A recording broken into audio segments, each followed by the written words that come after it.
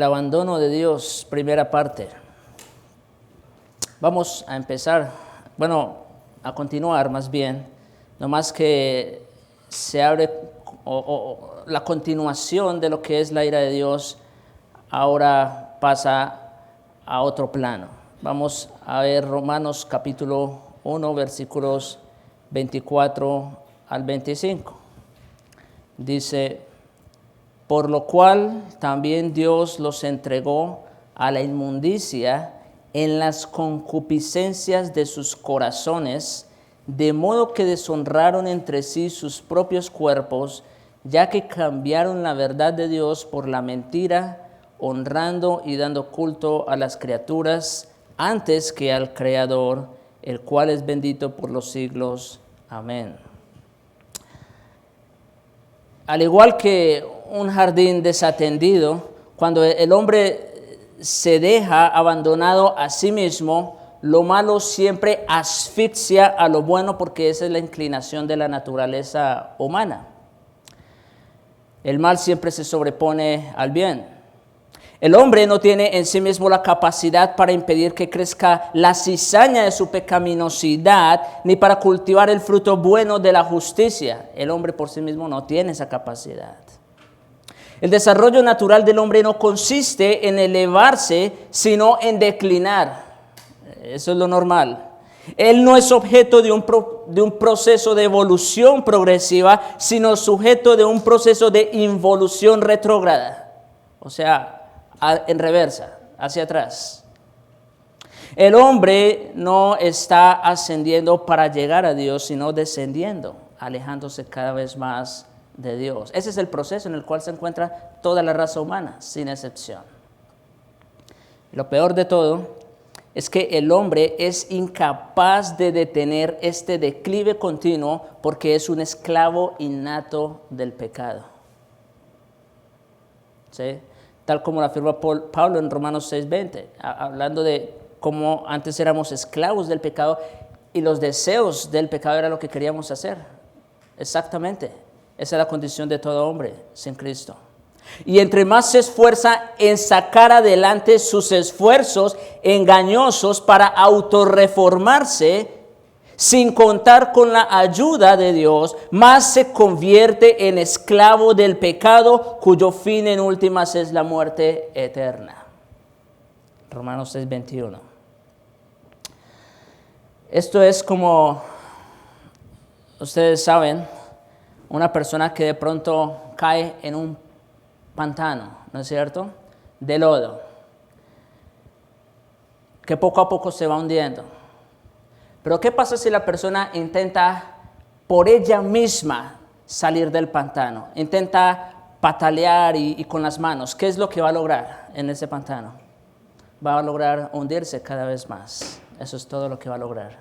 Y es exactamente lo que el hombre hace sin Cristo.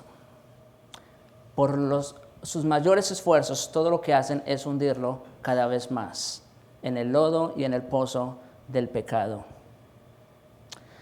El punto principal de Romanos 1, del 24 al 32, porción que leyó el hermano Jesús al principio, es que cuando los hombres persisten en abandonar a Dios, Dios también está dispuesto a abandonarlos. Y quiero repetir esto porque después de todo es el punto central de toda esa gran porción. Cuando los hombres persisten en abandonar a Dios, Dios también está dispuesto a abandonarlos. Romanos 1, 24 al 32 presenta un cuadro vívido de las consecuencias que trae sobre la humanidad rebelde el abandono de Dios. Y vamos a ver aquí varias cosas. Vamos a ver el significado, la esencia y la expresión de la pecaminosidad del hombre. Eso es lo que veremos en el día de hoy, solamente versículos 24 al 25. Vamos a ver la vileza y el alcance de la pecaminosidad del hombre. Eso es de los versículos 26 al 32, que si Dios quiere será para un próximo sermón.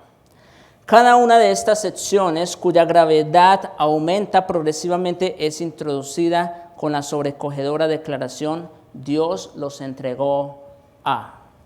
Hay 3 veces aquí, versículos 24, versículo 26 y versículo 28, donde dice que Dios los entregó como consecuencia de. Claro, no es exactamente así, pero por lo que vemos es exactamente así. Entonces, vamos a ver que Dios entrega al hombre en 3 maneras o en 3 etapas. Y como les dije, hoy solamente vamos a ver la primera de ellas, la primera entrega o el primer abandono de Dios. Pero antes de eso, es importante que entendamos el significado del abandono de Dios. Ese es nuestro primer encabezado, el significado del abandono de Dios. Bueno, el texto empieza diciendo, por lo cual se refiere a las razones que Pablo acabó de dar en los versículos anteriores, versículos 18 al 23. Ven que todo es a causa de, como les dije, Dios no se enoja arbitrariamente con el hombre. Él tiene sus razones justas. Aunque Dios se reveló a sí mismo ante el hombre, como vimos versículos 19 al 20, el hombre rechazó a Dios, versículo 21, y después justificó su pecado con razonamientos, versículo 22, para después crear a su antojo dioses sustitutos, versículo 23. Fue lo que vimos la semana última. Debido a que el hombre abandonó a Dios, Dios abandonó a los hombres. Los entregó, como dice el texto allí. Es ese abandono divino y sus consecuencias lo que Pablo entonces pasa a desarrollar en los versículos 24 al 32 de este pasaje. Dicho sea de paso, el pasaje más espinoso y escalofriante de toda la epístola. Y debo reconocer que a mí también me ha costado trabajo tratar de canalizar la doctrina contenida en este texto, porque aquí aún muchos, incluso dentro de la Reforma, tienen sus discrepancias. Pero entonces, con la ayuda de Dios, vamos a hacerlo. En primer lugar, por un lado, en un sentido indirecto, Dios los entregó con el simple hecho de retirar su mano restrictiva y protectora. Eso es lo que en primer término significa el abandono de Dios. Que Dios simplemente retira su mano restrictiva y protectora, permitiendo que las consecuencias del pecado tomaran su curso inevitable y destructivo. Alguna vez vi una caricatura refiriéndose a la ley de Dios como una cerca, ¿verdad? Y entonces la gente podía estar ahí siempre y cuando estuviera dentro de esa cerca. Pero que lo que pasaba si cruzaba la cerca es que después de eso había un vacío. Y ciertamente así es. Los mandamientos de Dios no son gravosos, como dice Juan en su epístola. La ley de Dios es buena, el mandamiento de Dios es bueno, perfecto, justo. El problema es que el hombre quiere traspasar esa cerca. ¿Y qué pasa cuando traspasa los límites? Cae a un vacío. Y lo que Dios hace en primera instancia para abandonar al hombre es exactamente eso. ¿Ok? ¿Ustedes quieren traspasar la cerca? Adelante. Sufran las consecuencias de su pecado. Eso es todo lo que Dios hace en primer lugar. El pecado degrada al hombre, degrada la imagen de Dios a la que ha sido creado y lo despoja de la dignidad, paz mental y una conciencia limpia. El pecado destruye relaciones personales, matrimonios, familias, ciudades y naciones, incluso iglesias. ¿Sí? ¿Ven cuál es la raíz de todo el problema? Bueno, claro, obviamente hay intereses personales en la política y en muchas otras áreas de la vida. Pero la razón de por qué el hombre sufre En cualquiera de las áreas, en la familia, en el trabajo, en la nación, la razón de por qué el hombre sufre es por causa del pecado. El pecado es lo que destruye. No toda la ira de Dios, hay que decir, está reservada para el futuro. Dice Romanos 18, que la ira de Dios se revela desde el cielo. Ya pasamos por ahí. Y vimos que está hablando en presente. La ira de Dios se revela aquí y ahora. No toda la ira de Dios está reservada para el futuro. Aunque claro, para el futuro pues va a ser lo peor y más grave, ¿no es cierto? Van a ser las consecuencias eternas de no haber creído en el Evangelio. Pero desde ya la ira de Dios se está revelando. En el caso de la promiscuidad sexual, por ejemplo, quizás de manera más específica y severa que en cualquier otra área de la moralidad, Dios ha derramado continuamente su ira divina mediante las enfermedades venéreas. ¿Sí? Tristemente, el hombre no tiene miedo al pecado, tiene miedo a las consecuencias del pecado.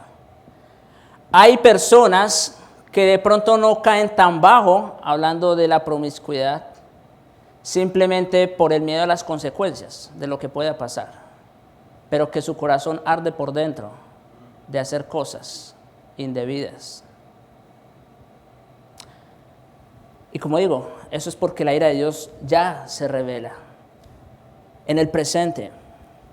En relación a las otras manifestaciones incontables de impiedad, Él derrama su ira que se manifiesta en la soledad, en la frustración, la falta de sentido, la ansiedad y la desesperanza que son características de la sociedad moderna. ¿Sabe cuáles son los países con el mayor índice de suicidio? Los países más ricos del mundo. ¿Qué les parece, no? Así que el problema no es falta de dinero, no es falta de comodidades, no. Otra vez, el problema está dentro, el problema está en el corazón del hombre.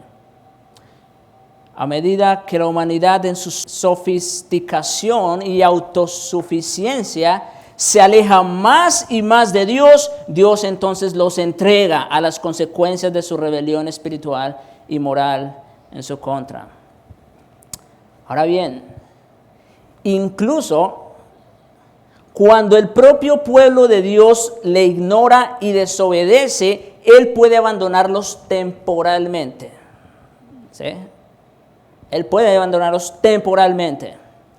Miren cómo dice el Salmo 81, versículos 11 y 12. Pero mi pueblo no oyó mi voz, e Israel no me quiso a mí. Dios está como exponiendo su queja, ¿no? El pueblo no le escuchó, no lo quiso a él. Los dejé, por tanto, a la dureza de su corazón, caminaron en sus propios consejos.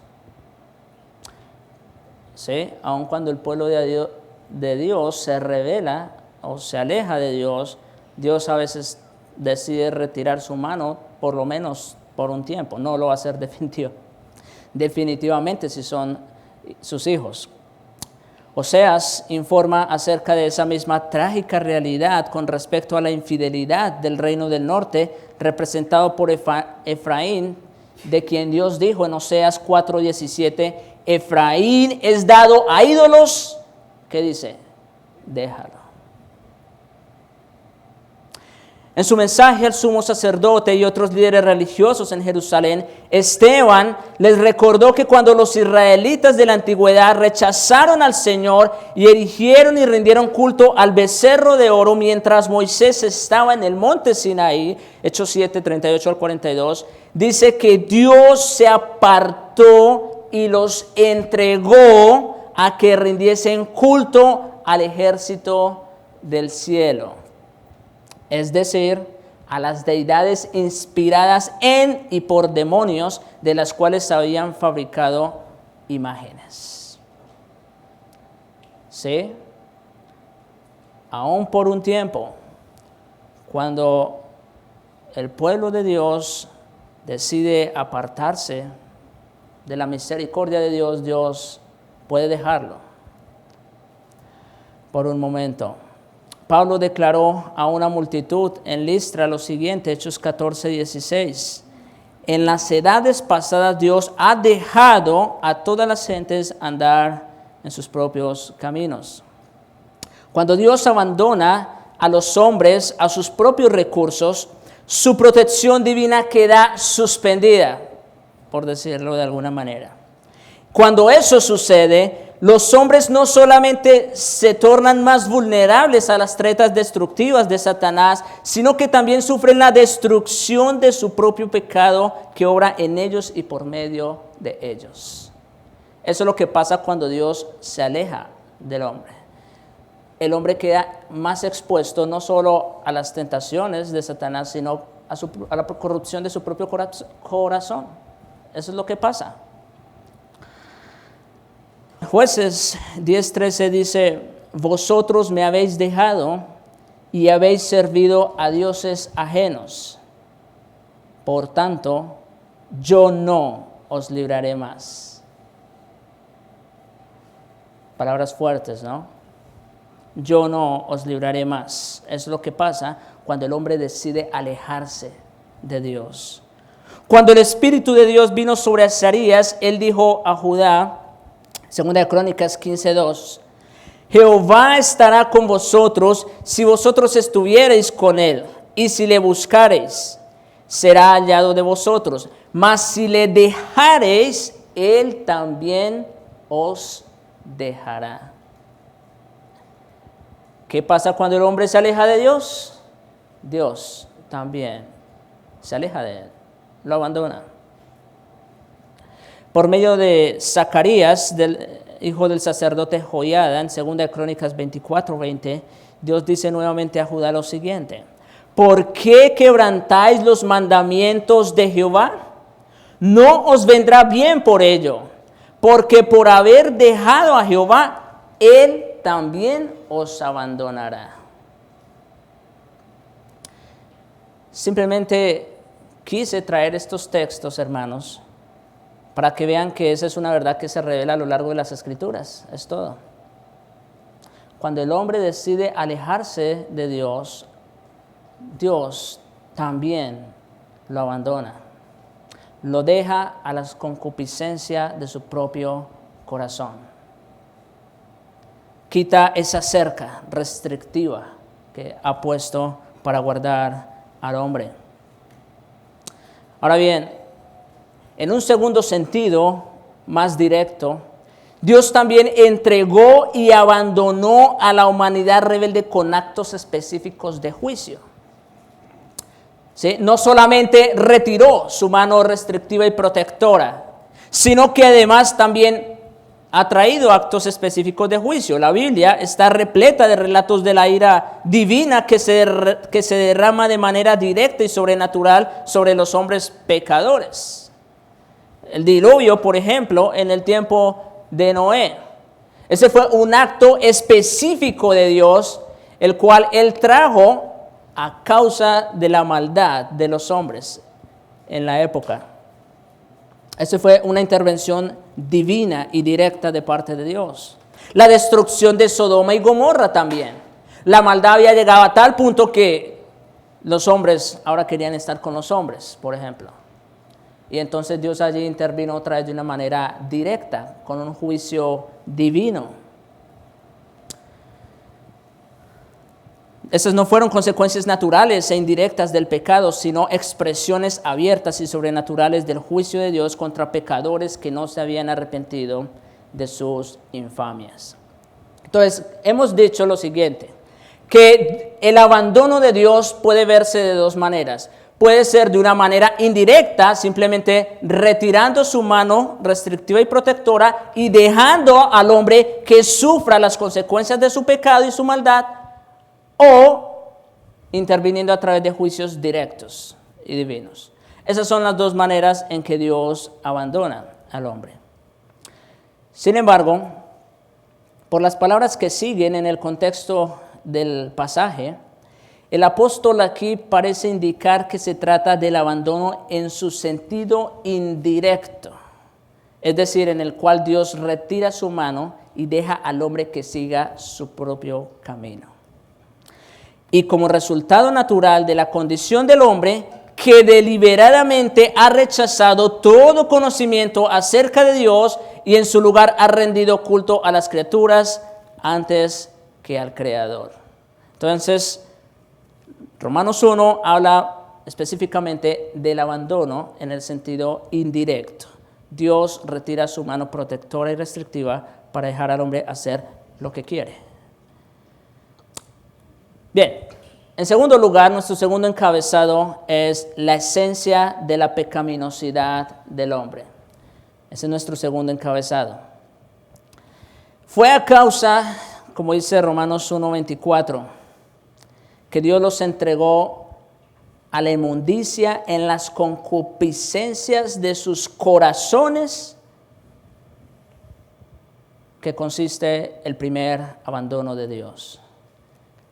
La inmundicia en las concupiscencias de sus corazones.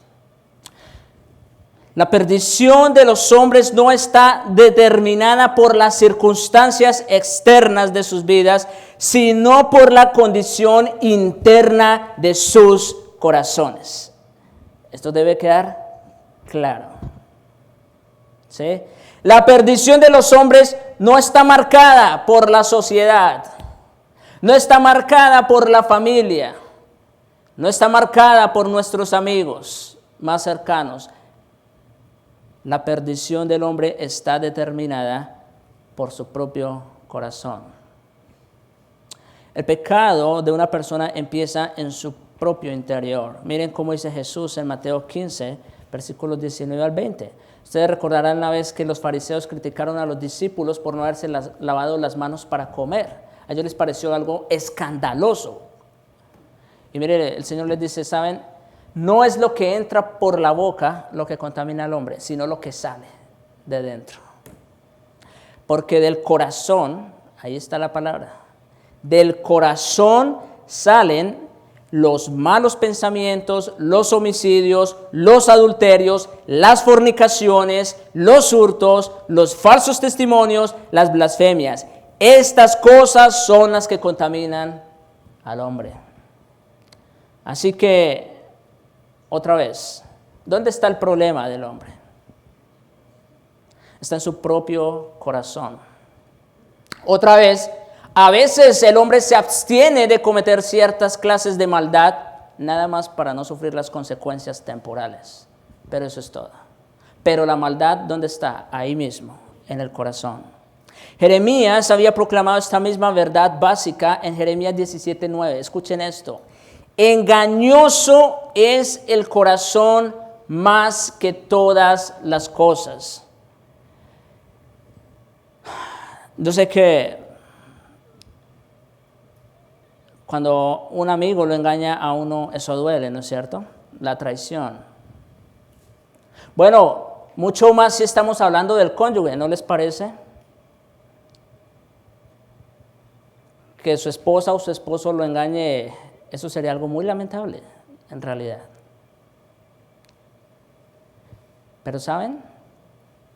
Hay alguien que nos engaña más que nuestros amigos y aún nuestra esposa, si fuera el caso. Y está dentro de nosotros. Nuestro propio yo, el corazón. Dice, engañoso es el corazón más que todas las cosas. Si tú sientes feo cuando un amigo o incluso tu cónyuge te engaña, pues deberíamos sentir mucho más feo que el corazón nos engaña a nosotros. Pero es que ahí no termina el versículo. Dice, engañoso es el corazón más que todas las cosas. ¿Y qué más? Perverso. ¿Se dan cuenta de la capacidad que tiene nuestro propio corazón malvado y perverso, que es capaz de engañarnos a nosotros mismos para que nosotros alucinemos? Sería la palabra.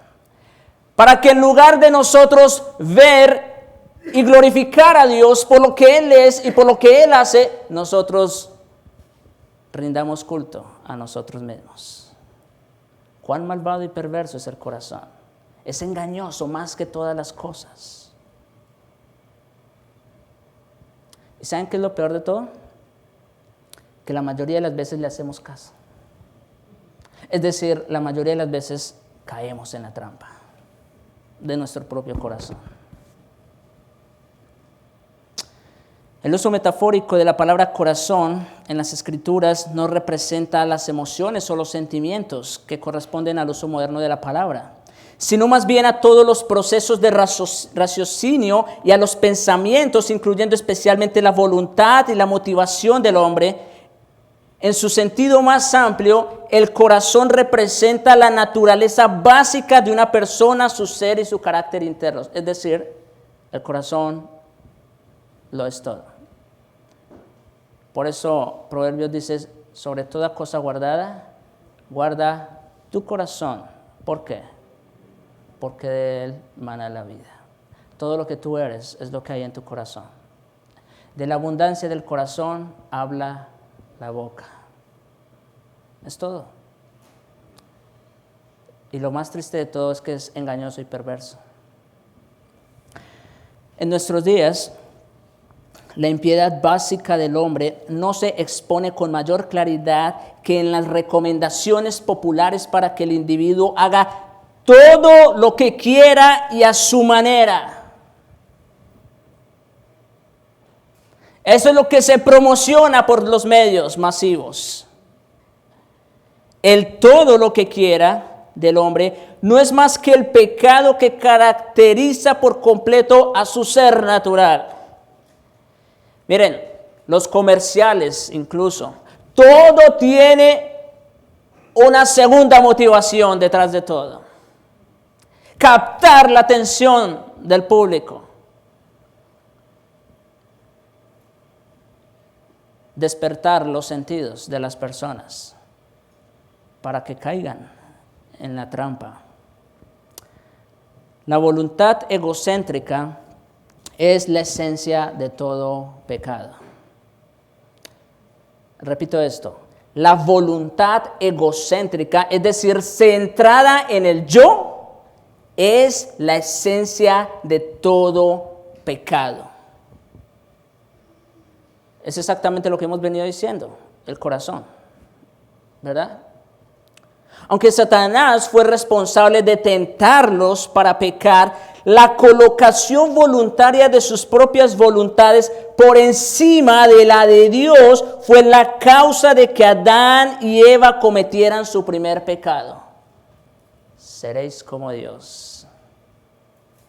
Entonces, eso los puso por encima de lo que Dios les había dicho. Y cayeron. Los hombres rechazan a Dios porque las preferencias de sus corazones, esto es, sus concupiscencias, les hacen buscar sus propios intereses y no los de Dios. Ahora bien, ¿qué significa concupiscencia? O lujuria, que es básicamente lo mismo. Es una traducción de la palabra griega epitumia que puede referirse a cualquier deseo, pero se empleaba con mayor frecuencia para hablar del deseo carnal por las cosas pecaminosas o prohibidas. Eso significa concupiscencia, un deseo por las cosas pecaminosas o prohibidas. Al hablar acerca de creyentes e incrédulos por igual, Santiago declaró lo siguiente en Santiago 1:14. Cada uno es tentado cuando de su propia concupiscencia, es decir, de su propio corazón, es atraído y seducido. ¿Sí? Uno peca porque quiere, en otras palabras. Nadie lo obliga a pecar aún, no. Ni siquiera Satanás tiene el poder para hacerlo. Tú pecas porque quieres, punto. Por tu propia decisión. Puesto que aún los cristianos se ven tentados a desear su propio pecado por encima de la santidad de Dios, Pablo advirtió a los tesalonicenses que no cayeran en las pasiones lujuriosas que caracterizaban a los gentiles paganos. Miren, esta es una característica muy distintiva de lo que es un cristiano. Los no cristianos, el mundo, lo único que hace es seguir y atender a las peticiones de su carne y su corazón. Eso es todo, para eso es que viven. El cristiano, a diferencia, vive para la voluntad de Cristo. ¿Sí? Ya no vive para sí, ahora vive para aquel que lo amó y lo rescató. Pablo también recordó a los Efesios 2:3. Todos nosotros vivimos en otro tiempo, claro, está hablando en pasado porque está hablando a creyentes, en los deseos de nuestra carne, haciendo la voluntad de la carne y de los pensamientos. Y éramos por naturaleza hijos de ira, lo mismo que los demás. Miren, aquí hace mención de 3 palabras: deseos, voluntad y pensamientos. ¿Qué creen? Son las 3 facultades de una persona. Eso es lo que eso es lo que nos hace a nosotros ser personas. Los deseos, la voluntad y los pensamientos. Pero ¿qué dice Pablo? Que hacia dónde estaban dirigidas nuestras facultades como persona. Hacia la carne. ¿Se dan cuenta? Estaban inclinados hacia la carne y por lo tanto, dice ahí, éramos por naturaleza hijos de ira, lo mismo que los demás. Pregunta, ¿Dios nos salvó a nosotros porque éramos mejores? Estábamos iguales. Estábamos exactamente en ese mismo pantano, hundiéndonos cada vez más. Y lo único que hizo Cristo fue llegar y sacarnos de allí y llevarnos a tierra firme. Ahora bien, eso en cuanto a la concupiscencia. Pero también Pablo hace mención de la palabra inmundicia. Dice que Dios los entregó a la inmundicia en la concupiscencia de sus corazones. Acatarsia o inmundicia era un término usado para referirse a impurezas en general y se empleaba con frecuencia para hablar de materia en descomposición, en especial los contenidos de un sepulcro que eran considerados por los judíos como inmundos, tanto en un sentido físico como ceremonial. Eso significaba la palabra inmundicia. Ahora bien, como un término moral, se refería o estaba asociado usualmente a la inmoralidad sexual. Pablo, por ejemplo, se lamentó con respecto a los corintios en 2 Corintios 12:21, cuando dice que antes han pecado y no se han arrepentido de la inmundicia y fornicación y lascivia que han cometido. Ahí trae el término inmundicia y noten con qué está relacionado: con la fornicación y la lascivia, la promiscuidad sexual. El uso de esos mismos 3 términos al comienzo de esta lista, el mismo uso de esos términos también se encuentra en la lista de las obras de la carne, en Gálatas 5, versículo 19. Allí aparecen también estos mismos términos relacionados. Y en Efesios 5:3, el apóstol Pablo exhortó a los efesios lo siguiente: fornicación y toda inmundicia o avaricia, ni aun se nombre entre vosotros como conviene a santos. Otra vez, el término inmundicia está asociado con la fornicación. Incluso el término avaricia aquí también está asociado con la fornicación. Algunos cuantos hacen una separación, pero está claro. Los mismos 3 términos que se utilizan en 2 Corintios 12, en Gálatas 5:19 y en Efesios 5:3, todos ellos tienen que ver con lo mismo: la lujuria, la promiscuidad sexual. Entonces, hermanos, hemos hablado de la esencia de la pecaminosidad del hombre. Hemos dicho que la esencia de la pecaminosidad del hombre está dentro de nosotros mismos, está en el corazón, que es engañoso más que todas las cosas y perverso. En eso consiste la esencia de la pecaminosidad del hombre. Pero en tercer lugar, veamos la expresión de la pecaminosidad del hombre. Tenemos allí en el mismo versículo 24. Dice, por lo cual Dios los entregó a la inmundicia en las concupiscencias de sus corazones, de modo que deshonraron entre sí sus propios cuerpos. Entonces, ven como decíamos ahorita, sobre toda cosa guardada, guarda tu corazón porque de él mana la vida. Ahora, Pablo está siguiendo exactamente la misma lógica. Dice, Dios los entregó a la inmundicia en las concupiscencias de sus propios corazones, es decir, lo que hay dentro, y ahora viene lo externo. De modo que deshonraron entre sí sus propios cuerpos. Ahora lo invisible, lo que estaba dentro de las personas, ahora sale a la luz.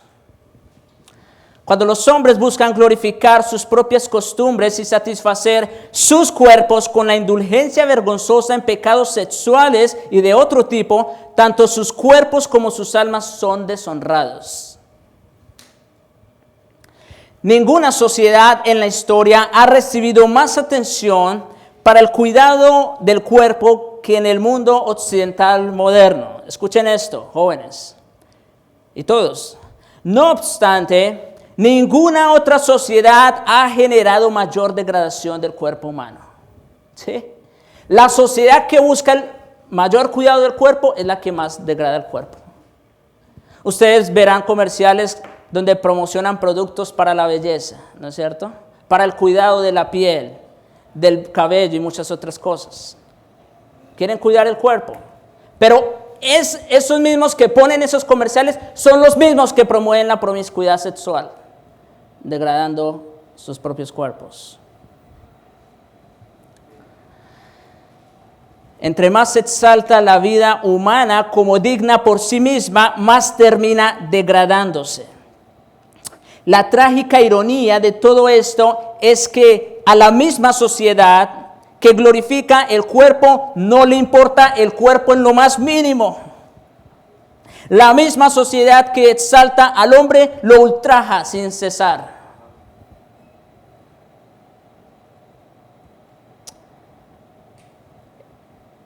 En el mundo hacen eco las numerosas demandas a favor de los derechos de los hombres también.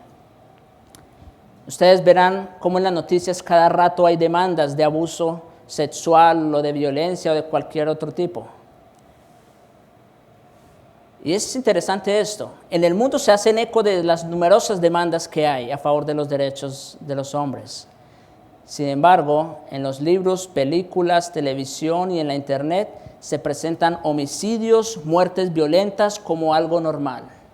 Y la promiscuidad sexual y la perversión sexual como algo espléndido y alucinante. ¿Se dan cuenta de la incongruencia? Por un lado, las demandas. Eso está a la orden del día. Que me tocó, que me abusó, pero por otro lado, lo están promoviendo. Pues ¿qué esperan? ¿Qué esperan si eso es lo que están promoviendo todos los días en los medios de comunicación? ¿Qué esperan que entonces el hombre haga? Hasta allá ha llegado la necedad del hombre. Puesto que el humanismo rechaza a Dios, no tiene base alguna para justificar la dignidad del hombre. Por lo tanto, en el nombre del humanismo, la humanidad no hace más que deshumanizarse, como dice MacArthur. En nombre del humanismo, la humanidad no hace más que deshumanizarse. Al mismo tiempo que se lamentan por el trato inhumano entre los seres humanos, los hombres caídos se niegan a reconocer que al rechazar a Dios, rechazan la única fuente y medida de la dignidad del hombre. Estados Unidos fue fundado bajo principios bíblicos. Esos fueron los colonizadores puritanos. Y gracias a esos principios, Estados Unidos se levantó a ser la gran potencia. ¿Y ahora qué vemos? Bueno, ahora vemos que hay un declive moral en la sociedad americana.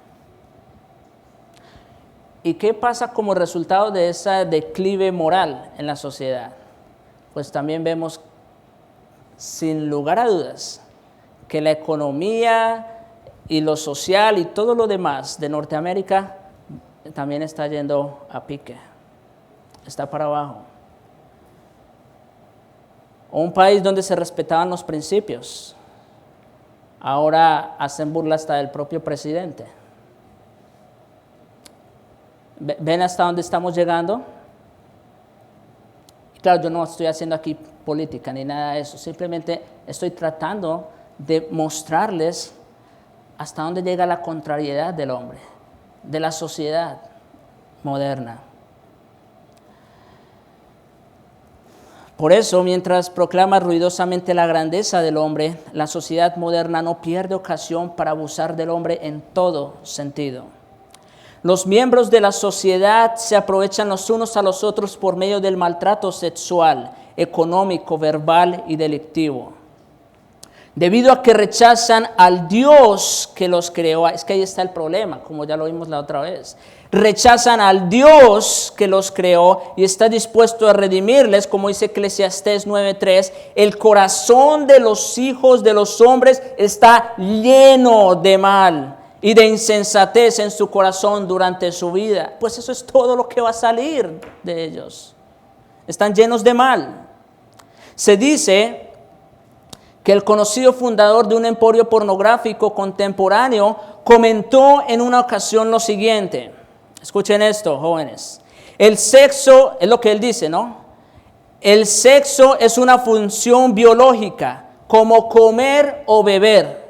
Bueno, esas ideas vienen ¿de dónde? Sigmund Freud, ¿le suena? Dice exactamente lo mismo. El sexo es una necesidad. Es como el que tiene necesidad de tomar agua o necesidad de comer. Así que, sigue diciendo él, olvidemos todo el pudor y el recato que existe al respecto y hagamos todo lo que sintamos ganas de hacer. Esa manera de pensar no es la invención moderna de un mundo sofisticado que ha llegado a su edad adulta. Todo lo contrario, eso demuestra la bajeza, el declive en el que se encuentra la sociedad moderna. Ahora bien, dicho sea de paso, esa idea de este fundador pornográfico no es nueva, ¿saben? Es más, ni siquiera viene de Sigmund Freud. Claro, Sigmund Freud la teorizó, la sistematizó. Pero permítame continuar. Pablo confrontó precisamente ese mismo modo de pensar prevaleciente en Corinto hace unos 2000 años.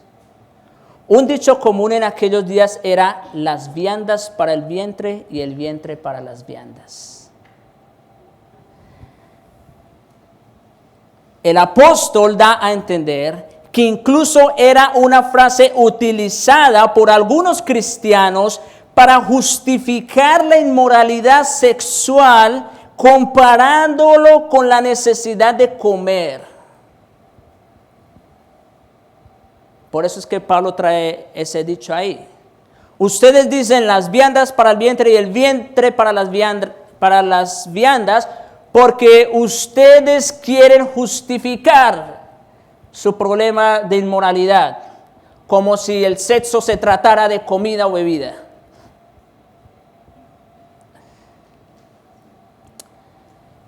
Se afirmaba entonces que ambas cosas eran meras funciones biológicas que podían utilizarse de la manera preferida como el individuo.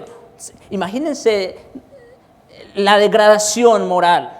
Así como tú puedes escoger comer carne o pollo, tú puedes escoger tener sexo con una o con otra. A eso estaban llegando.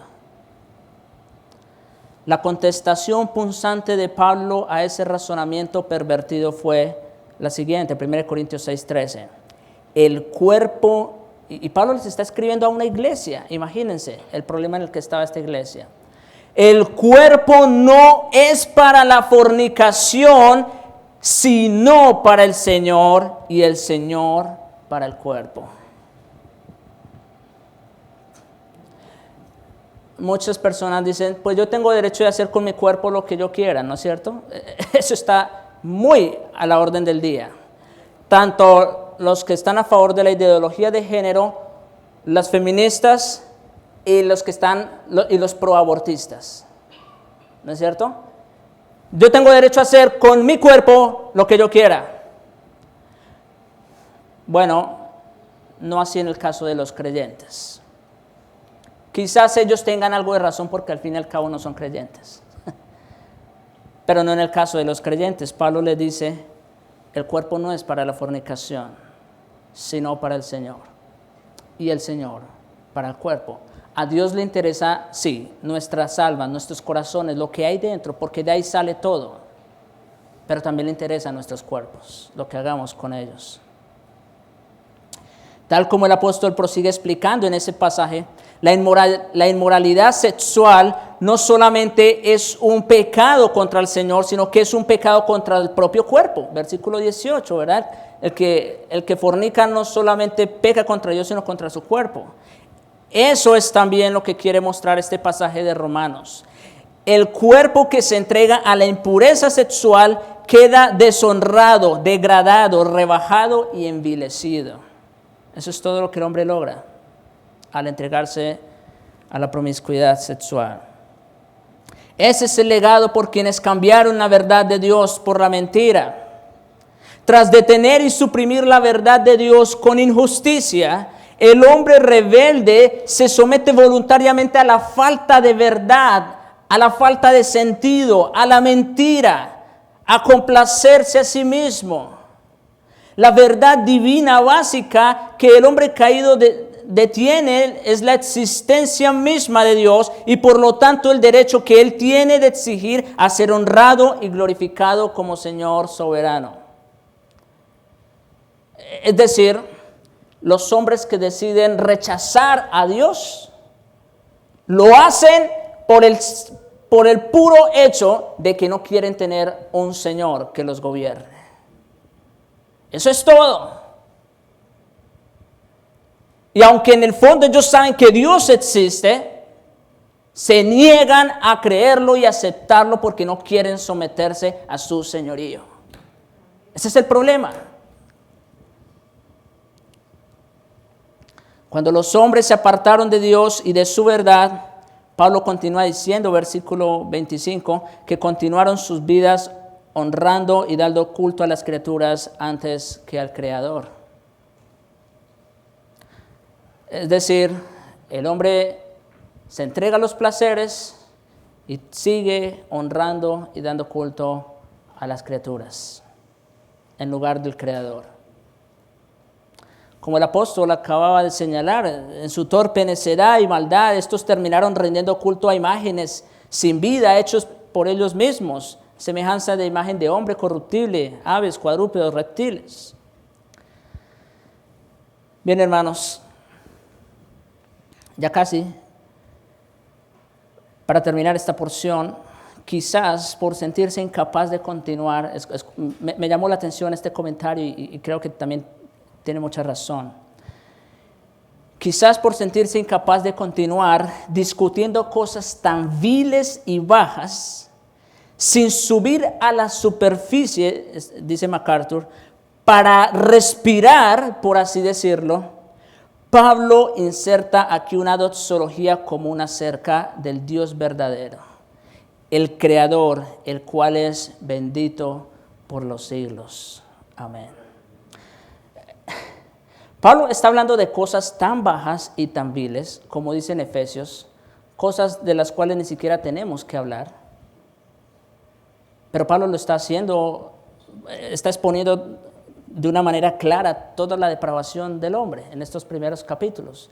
Y esta es la expresión del pecado. El hombre ha llegado a tal bajeza.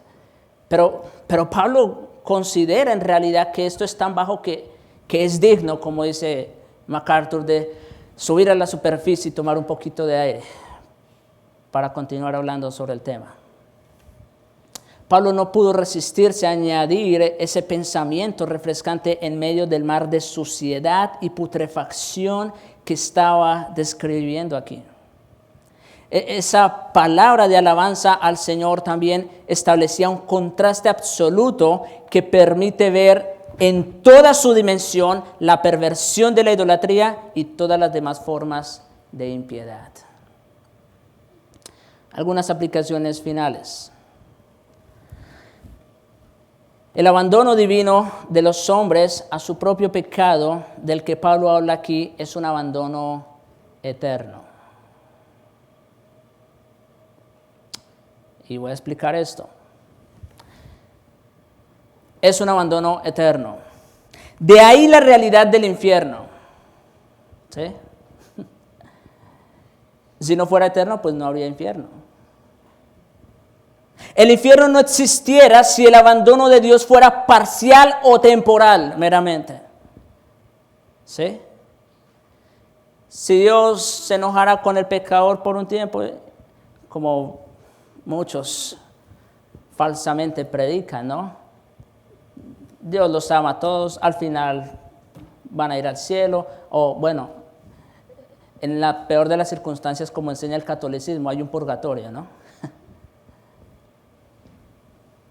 No, el infierno no existiera si el abandono de Dios fuera parcial o temporal.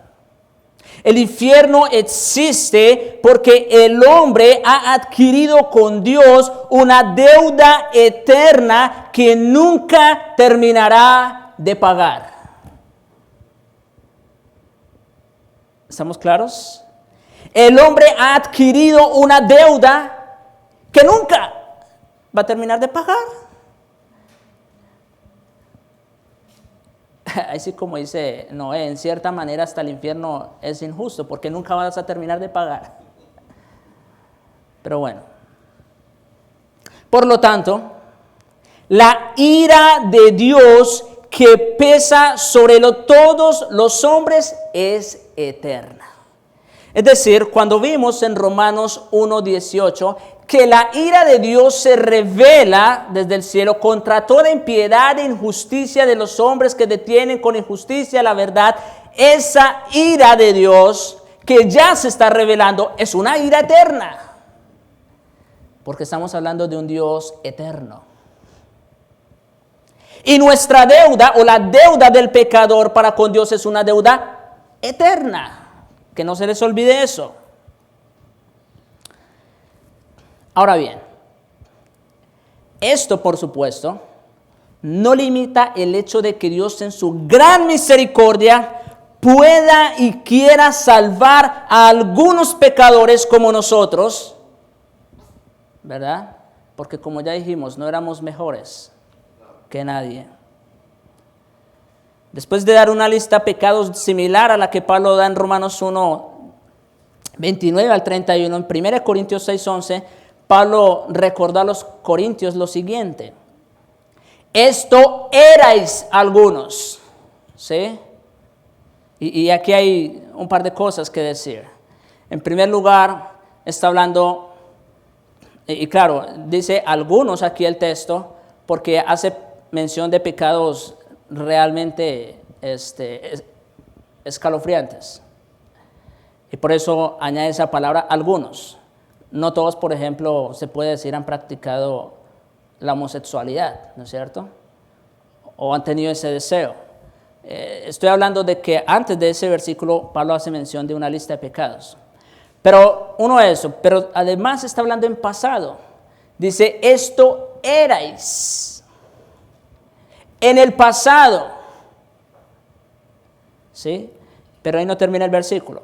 Esto erais algunos, mas ya habéis sido lavados, habéis sido santificados, ya habéis sido justificados en el nombre del Señor Jesús y por el Espíritu de nuestro Dios. Es decir, sí, sobre nosotros pesaba una deuda que no podíamos pagar. La ira eterna de Dios. Pero estamos viendo que aunque la ira de Dios es eterna, eso no quita el hecho de que Él tenga el poder para salvar. La pregunta es, ya casi termino, la pregunta es, ¿cómo es que si Dios ha abandonado eternamente al hombre en su pecado, ahora decide salvarlo? ¿Sí? Ya dijimos que la ira de Dios es eterna, que el hombre tiene una deuda con Dios que no puede pagar. Ya dijimos que Él también ha decidido salvar. Ahí vimos el texto de Corintios. ¿Y cómo es eso? La ira de Dios es eterna, pero Él salva. El punto es que Dios en su gran amor proveyó en Cristo un codeudor para nosotros, de tal manera que ya nosotros, estando en Él, por medio de la fe, no tengamos que pagar un solo centavo de la deuda que teníamos con el Dios eterno. Esa es la gran noticia del Evangelio. Que teniendo una deuda impagable, Dios puso a su propio Hijo para que Él pagara absolutamente todo por nosotros. Cristo soportó por nosotros todo el peso de la santa ira de Dios. Dicho sea de paso, y voy a traer este texto porque estamos hablando del abandono de Dios, ¿no es cierto? La ira de Dios, el abandono de Dios es eterno. ¿Cómo puede ser que si Dios abandonó eternamente a todas las personas, ahora decide salvar a unos? Miren, hermanos, Cristo soportó por nosotros todo el peso de la santa ira de Dios cuando exclamó con profundo dolor en la cruz, Mateo 27:46, Elí, Elí, lama sabactani. Esto es, Dios mío, ¿por qué me has desamparado? ¿Qué ven ustedes ahí? ¿No es a lo que Pablo se refiere en Romanos 1? ¿Que Dios los entregó? Sí. Todos habíamos sido abandonados por Dios a causa de nuestro pecado que nos condenaba. Pero ahora Dios en Jesucristo sufrió el abandono eterno de su Padre en la cruz. Por eso exclama esas palabras. ¿Por qué me has desamparado o abandonado? Cristo ya sufrió el abandono eterno en el cual ustedes y yo nos encontrábamos. Esa es la gloria del Evangelio, hermanos. Dios en Cristo pagó justamente lo que usted y yo merecíamos pagar en el infierno por los siglos de los siglos. Amados hermanos, demos gracias a Dios por Cristo y rindamos culto por lo que Él ha hecho. Solo Él es digno. Y a nuestros amigos, por medio de Jeremías, el Señor declaró a Judá su apostasía. Jeremías 13:25. Dice, te olvidaste de mí y confiaste en la mentira. Eso es todo lo que el hombre hace aparte de Dios. Creer en las mentiras de este mundo y sobre todo en las mentiras de su propio corazón. Abandonar a Dios, amigos, es abandonar la verdad y convertirse en esclavo de la falsedad. Rechazar a Dios, el Padre de verdad, es tornarse vulnerable a Satanás, el padre de mentiras. ¿Escucharon eso? A ver, se lo voy a decir de esta manera. Amigo que escuchas este sermón, no tienes que seguir siendo un hijo del diablo. Ese es el punto. Cada vez que tú decides confiar y escuchar más la voz de tu propio corazón, estás escuchando la voz del diablo. No tienes que seguir siendo un hijo del diablo. A pesar de su ira justa contra el pecado, como ya vimos, Dios también ha decidido salvar. Dios es paciente para con los hombres, como dice 2 de Pedro 3:9, no queriendo que ninguno perezca, sino que todos procedan al arrepentimiento. Lo que Cristo ya hizo, lo hizo una vez y para siempre. Mire, amigo, lo que Cristo ya hizo por nosotros, los que estamos en Él, que nos libró de la condenación, del pecado, de la maldad, del infierno, lo que Cristo ya hizo una vez, lo hizo para siempre. Y la misma obra que nos salvó a nosotros tiene el poder y la eficacia de salvar al más vil de los pecadores. En eso radica el poder liberador del Evangelio que Pablo se propone exponer en toda la epístola. No esperes más, amigo. Ven a Cristo. Oremos.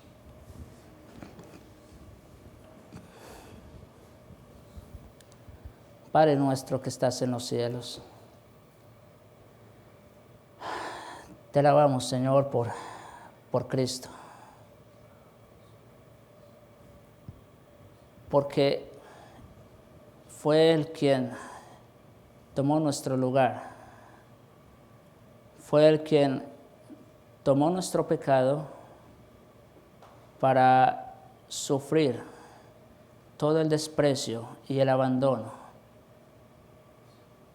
que venía contra nosotros. Gracias te damos por Él. Gracias te damos por su Espíritu, que nos ha dado la fe para venir a Cristo y ser salvos. Oh Señor, te ruego, haz lo mismo, haz esa misericordia para con aquellos que todavía están sin Él. Sálvalos, Señor, por tu gracia, para alabanza de tu gloria. Te lo ruego, Señor. En Jesucristo. Amén. Amén.